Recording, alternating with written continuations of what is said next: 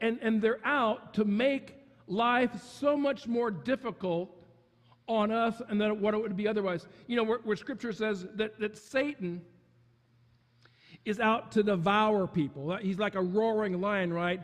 And his agenda is to devour us, to eat us up,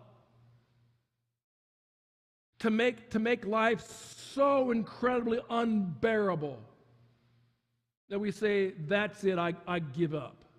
I can't take it anymore. That's what they're out to do, and it seems like they do quite a good job of that. So this Babylon, this city has become the headquarters for demons. And this thing of hateful birds. We'll get to that in just a bit.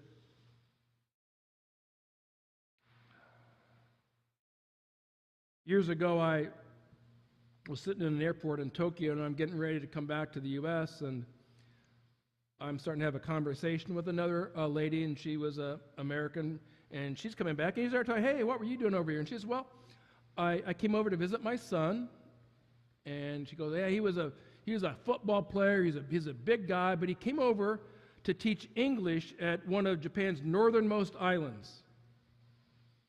Not many people, but he was the only person that wasn't Japanese on this island, and so he's teaching them English, and he's up there, and he wants to, take in Japanese culture. And so one day he went and visited a Shinto shrine. Now, Shintoism is what I call the indigenous religion of Japan.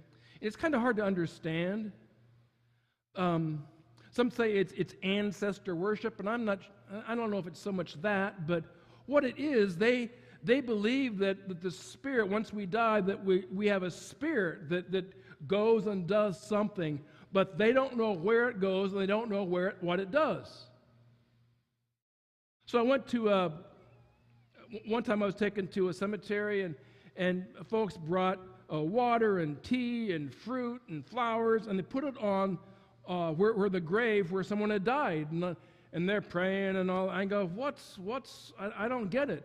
Well, someone explains, we're not really sure where the spirit's at or what the spirit's up to, but we want to make sure, just in case it comes back, it's hungry, it's thirsty, it has something to drink and something to eat, and that we were here and we're paying. We don't want to get it upset. Because you get grandpa upset, you get grandma upset, and they can come back and they can haunt you. They can make your life miserable. We don't want that. I know they pray to these deceased relatives.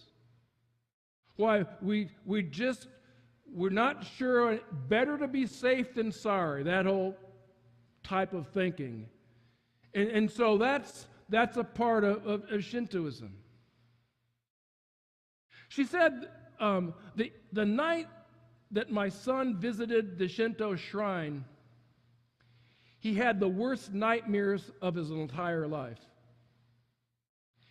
She said they were so bad he thought he was going to die,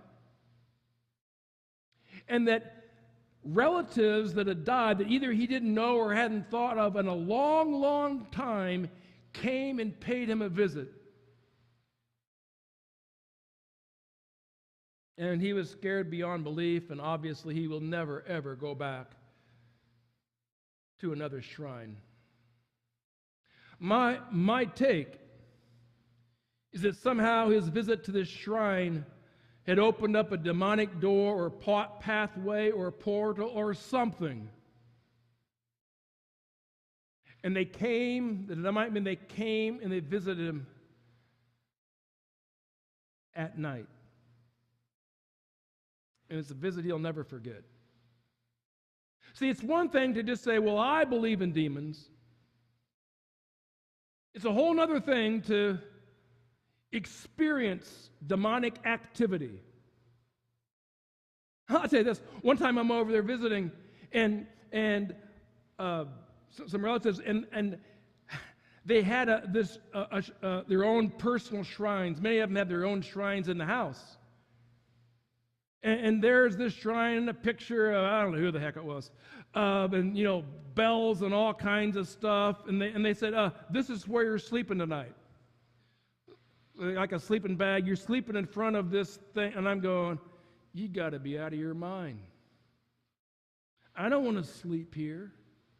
But I don't want to offend my relatives, so this is just what I did. I said, all right, God, you're going to be awake all night. I'm going to go to sleep. So, would you watch over and protect me as I'm sleeping tonight? That's it. And I slept fine, and I didn't have any weird things happen, so ended up all right. But don't think that you have to go to another country or visit a pagan shrine in order